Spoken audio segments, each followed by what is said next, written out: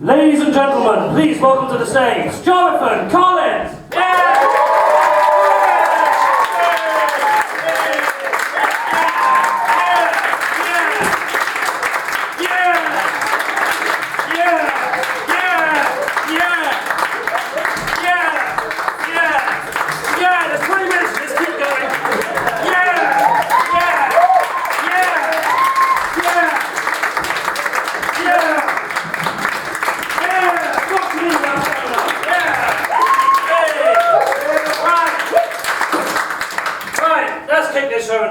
Right, so, you know what I hate? Women. They really get on my titties, do women. Don't fucking understand women with their woman brains doing the woman prance. You know the woman prance. Look at me, I'm a woman. My jeans don't have pockets. Don't understand why women do that. Because us lads, mate, us lads, when you a lad, sir? He's fucking lad, you are so cool. You ask lads, we know, don't we? We know that women, right, ignore her, she's not important. And the women, they're only good for three things, aren't they, lads? Right, sucking on our penises, sitting on our penises, woof, and Tetris. Well, it's not sexist. I can't be sexist. Some of my best friends are black. And feminists as well, don't fucking understand feminists. I mean, speaking as a man, I don't know why we need feminism, really. It's not really important. And male feminists as well. Have you got any male feminists? Let's have a look. Oh, women are sitting in the front row. This is really irritating. I'm going to pick on you. Like, you look like a male feminist. So, like, what the fuck is your problem? You want to treat female human beings as if they're actually human beings. What are you, a puff? Hey, mate, if you love women so much, why don't you just marry one? That's all that, dickhead. There's one thing I hate more than feminism, ladies and gentlemen, one thing I hate more than women, it is the overuse of irony in stand-up comedy. Fucking that up to here with sarcastic irony in stand-up comedy. Because what it is, right, is getting all these new student comedians graduating from the comedy writing and performance degree at Suffolk University. Who spends 27 grand on that? I don't fucking know, some twat. They get all these student comedians and then they think they're more intellectual than your average show because they've read a book on alternative comedy and watched a Stuart Lee DVD and actually found it funny. And then they come on stage and they start shouting things and down a microphone that they don't really mean and subverting it by the way that they're dressed in order to satirise a particular group of people. Right? Then they get up and they start using exceedingly extended terminology, jargon and vocabulary in order to demonstrate to the audience that they know how to work a thesaurus. I've had nothing, so there's not going to be any irony in tonight's show, ladies and gentlemen. That's just a disclaimer. I want you to take everything I say at face value. There's not going to be any irony in tonight's show. I'm going to be 100% honest with all of you. There's going to be some hard truths tonight, which you're going to have to bear with. And it's honest truths, and I've got to say, sir, this is coming from a good place, but from where I'm standing, you look like a fucking twat. I don't mean to offend you or anything, but Jenny, what were you thinking when you got dressed this morning? So, I'm going to go watch some student PRP assessments, so I better dress like an utter attention-seeking teenage slut whose parents clearly didn't love him. Loser. So there's not going to be any irony in tonight's show, ladies and gentlemen. There's also not going to be any jokes in tonight's show. There's a time and a place for jokes, ladies and gentlemen, and on the Tuesday, the 3rd of May, 2016, in the Adelphi Studio Theatre at 6:30 p.m. is not one of them.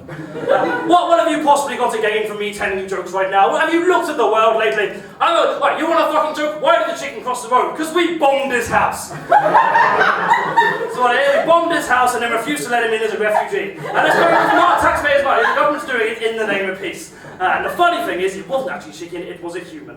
So yeah, no irony in tonight's show, ladies and gentlemen, no jokes in tonight's show. None of that observational comedy. I've had enough of observational comedy. You've had enough of... I mean, have you noticed that every time you watch stand-up nowadays, it's all observational comedy? What's that all about? It's like I can't even do a thing anymore without Michael McIntyre or one of his many carbon copies telling me that I do the thing, and then an entire room of people going, haha, yes, you do that thing sometimes. Oh, that's quite funny. Here, have lots of money. I'm not bitter. So no irony, no jokes, no observational comedy, and I'm not going to tell you anything about myself either. That's another thing I really hate. You're like, oh, let me just tell you a bit about myself. No, I don't give a fuck about you. I'm not here for you to like me. I'm not here to relate to you, ladies and gentlemen. There's only one person in this room who's going to relate to my material, and he is wearing my shoes. I'm not going to do it. I don't want you to like me. I don't want you to feel like you connect with me. What I want you to do is laugh politely at me for 15 minutes. And then after I leave, turn to your friend and go, well, it's not that he was shit. It's just that if I was his hopes and dreams, I would have pulled out a restraining order on him just to stop him from following me by now. So we all right with that. So there's going to be no irony, no jokes, no observational comedy, and you're not going to know anything about me. Are we all right with that? Are we on board? Yeah. Oh, fuck that. That's the sound of honesty there. I like it. So yeah, I'm not going to do any of that. So hi, my name's Jonathan. Let me tell you a bit about myself. Sometimes I lie. So my name's Jonathan Collins, which I'm fully aware is a shit name, by the way. I'm fully aware when you hear the name Jonathan Collins, it doesn't go with this look really. You hear the name Jonathan Collins, you think, librarian from Westminster. You look at me and you're like a rent boy from Camden. But it's not my fault, you know. I never chose the name Jonathan Collins. I never wanted to be called Jonathan Collins. In fact, even my parents weren't planning on calling me Jonathan Collins. Oh, no. Initially, they wanted to call me Zalfor, Commander of the Undead!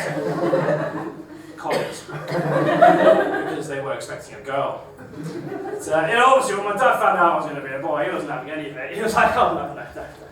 We can't call a boy Zalfor, Commander of the Undead. Oh, no. That'd just be weird! I'm Jonathan. Nice to meet you. Honesty, like it. Because if we call our son Zalfor, Commander of the Undead, just imagine how much he'd be bullied at school. So I kind of dodged a bullet there, I feel, because I can't imagine what it must have been like to have been bullied at school. Well, because it's not easy being the popular kid at school. It's really not. I mean, yeah, everyone likes you, and you never get beaten up or anything, but you're not experiencing real life, are you? I mean, yeah, the praise is nice, people going up to you and going, oh, Jonathan, you're so amazing. When I grow up, I want to be just like you. In fact, on my 18th birthday, I'm going to pay to get a tattoo of your face on the tip of my penis, so that every time I ejaculate, I can gaze into your beautiful eyes. Which is good for a while, but I got sick of it. I was like, no, I want to live real life. I want to see how common people deal with their problems. So I started cross-dressing. I'm a cross-dresser, by the way. Keep on. I started cross-dressing, and just like that, overnight, faster than you can put suspenders on a weasel, the bullying just started. It was fantastic. I went to school the next day, and guys were all like, oh, mate. Oh, God, it's tiring being a lad, isn't it? Why do lads always talk like they're speeding motor cars? Cut motor cars? Oh, I'd give her one. Don't get it. Don't get it at all. See, this is why I don't do observational comedy. I'm not very good at it. It's not this shit, I'm just shit at it. But all like, oh mate, you look like someone who's made a conscious decision to put on clothing typically marketed towards females. And I'm all like, yes, that's quite accurate. Oh, well, that's a bit gay, isn't it? And I fail to see the connection there, I don't see the connection between dressing up in women's clothing and homosexuality, because I know quite a lot of gay people, I've got quite a lot of gay friends, and I'm going to be honest with you, quite a lot of them aren't attracted to women. So I can't help thinking that if I was a gay man, try and get some gay cock. Dressing up as a woman would be a bit counterproductive, to say the least. But no, yeah, I started getting bullied a lot, and it was horrendous. I got bullied a lot. Which was funny as well, because I went to a school which claimed to have a zero tolerance policy on bullying, which I naively assumed meant we have a zero tolerance policy on bullying. But what turned out to actually mean we have a zero tolerance policy on bullying if it results in suicidal manslaughter. Up until that point, it's fair game. Now, quit being such a wimp and give me your lunch money, you little prick. And in fairness, like, they did try to help, but like, the advice they give you is just so shit. Like, I imagine quite a lot of you in here were bullied at school at some point. You don't need to identify yourselves, it is pretty obvious. But no, a lot of you would have heard the same shit advice that I did. Like, we must all be aware of the whole sticks and stones cliche, right? Where you go up to someone who's verbally abusing you, and you say, aha! Sticks and stones may break my bones, but if you've got a knife, that'd be much more efficient. Or a hammer, that'll leave a mark. Or you can put me in a dark room with intensive strobe lighting and induce an epileptic seizure in me. You can squirt shampoo in my eyes, that always stings. You can feed me undercooked chicken as well, that'll probably give me food poisoning. You can, well fuck it, why not just set me on fire? That's not going to do, any favours for my central nervous system. Let's not even talk about napalm. Or, if you want to be really creative, you can bioengineer a massive Venus flytrap and then push me into it and close the flytrap and then fill it full of acid so I'm all like, I'm melting, But words will never hurt me. Unless those words are directed to a bunch of George R.R. Martin fans, and those words are, hey, you know, Jonathan Collins doesn't like Game of Thrones, in which case I'll probably get lynched. And then you say that to a bully, and he's meant to go, oh, drat, oh, fiddlesticks, oh, darn, because I actually went to a 1950s British stereotype school. That's how all the bullies talked. Oh, darn you and your meddling kids. Oh, I see that you are too strong for my brand of bullying. I promise never to bully you again. Would you like some ice cream? But you know, in reality, it doesn't work like that. You say it to a bully, and they start kicking the shit out of you. This shit's fun. It's not the worst advice I've ever had, though. Not the worst advice. The worst advice I've ever had when I was being bullied was, oh, just ignore him. Oh, just ignore him. Because if you react to the bully when he's calling you names, when he's stealing your things, when he's punching you in the face, when he's flushing your head down the toilet, if you react to that, that's what he wants. So he'll just keep doing it because you keep reacting to it. Whereas if you just ignore him and pretend he's not there, he'll get bored and stop. Right? Which is bad advice for 3 reasons. The first one being, it doesn't fucking work. The second one being, did I mention it doesn't work? And the third one being is, even if that did work, that's pretty awful advice to be getting into someone's head from a young age. The best way for someone to deal with their problems is by ignoring them until they go away. In what situation does that ever fucking work? Right? And it's the fact that this advice exists that I know that David Cameron must have been bullied as a child. Because that appears to be the logic behind a lot of his policies to do with the poor and the working class. David Cameron, you know there's lots of homeless people around right now, especially in London. Do you not think maybe we should do something to help these homeless people? Oh, no. No, you can't just help homeless people, because they want help. If you help them, then they'll just keep being homeless, won't they? Whereas if you ignore them, eventually they'll get bored of being homeless and just stop. Right, okay, but put that to one side for a minute. What about all these million and billion pound corporations and individuals putting their money in offshore bank accounts to avoid paying fair amounts of tax? Do you not think that maybe we should try and call them out, or at least or try and make them actually pay fair amounts of tax? Oh, no. The last thing I want to be is a hypocrite. No, I don't see why it should be my job to call people out for not paying tax. No. I think I'll just continue with my current plan of cutting all the public services. That seems to be working just fine right now. Maybe around Christmas time, these chairmen of these multi-billion-pound corporations will be visited by free ghosts and hauntings changing their ways. But up until that point, I think I'll just privatise everything that makes it possible for working class people to live. That seems to be working just nicely. Right, okay. Okay, final issue. What about all these 18 to 25-year-old students or ex-students who are now in lots of debt and unable to find a job? Do you not think we should maybe make it easier for people of that age to get work, or at least lower tuition fees so they're not in ridiculous amounts of debt for the rest of their lives? And I've actually got a good solution to this. What we do, to cut down on the number of 18 to 25-year-olds who are unemployed and in debt, what we do is we wait 8 years. And then there won't be unemployed 18 to 25-year-olds anymore. There'll be unemployed 26 to 32-year-olds. Yeah! I think this problem, just like my wife's orgasms, I'll let it sort itself out. Oh, that was a low blow, wasn't it? Oh, that was awful. Jonathan, I get that you don't like David Cameron. Do you really need to insinuate that he's bad in bed? Is attacking his policies not enough? How would you know he's bad in bed? Have you ever slept with him? Well, no, I haven't. I've got standards. But I know for a fact that he must be bad in bed. There's a very simple reason that you're overlooking if you think that David Cameron can be anything other than shit in bed. And you know what that reason is? We didn't suck that fucking pig's cock, did he? I'm a very open-minded and liberal individual, ladies and gentlemen. You, sir, you want to put your dick in her glasses, you put your dick in her glasses. You, sir, you want to put your dick in one of those house lights, I wouldn't recommend it, but if you want to do it, I'm not going to judge you. I'm not going to judge you for what you want to do with your genitals. Right? What I will judge you for is not returning the favour. And if you're the kind of person who can put your penis inside a dead pig's mouth and not at least offer to 69 the poor bugger, then you're the worst kind of person in this world. And when you die, I'm going to dig you up. Open your coffin, and train a pig to face fuck you. See how you find it? So, in addition to being a cross-dresser, I'm also bisexual, and now when I tell people I'm bisexual, I get kind of mixed reactions. It's sort of half group people think it's really glamorous, like, oh, you're bisexual, or twice the opportunity for a shag, which is in theory, that's how it should work, really, isn't it? But in practice, it's just twice as many people to reject me. But now, here's the thing, though. A lot of LGBT comedians, like myself, will have some sort of hilarious story about how they came out to their parents. I don't, and the reason for that is I never came out to my parents. Right? They do know I'm bisexual, don't worry, I've mentioned it in front of them. They've got me on Snapchat, they've seen the photos.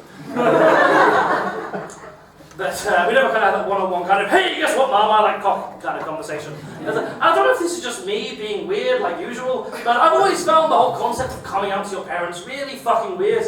Because whenever I picture a gay person coming out to his parents, I picture something like this. Mum, Dad, there's something really important I need to discuss with you. It's not going to be easy for me or you, but I really feel like I need to just come out and say this. Rather than putting my penis into women's vaginas for sexual pleasure, I first put it into other men's bottoms. Or for them to put a penis in my bottom, I'm not fussed. But I just feel like you need to know that that's the only way that your son, who you gave birth to, is able to achieve orgasm. By having lots of hot kinky bum fun. With other well-hung men. At which point the parents will probably say something along the lines of, oh right, yes, I see you are. Thank you very much for telling us. You know, your mother and I will love you no matter what, but here's the thing.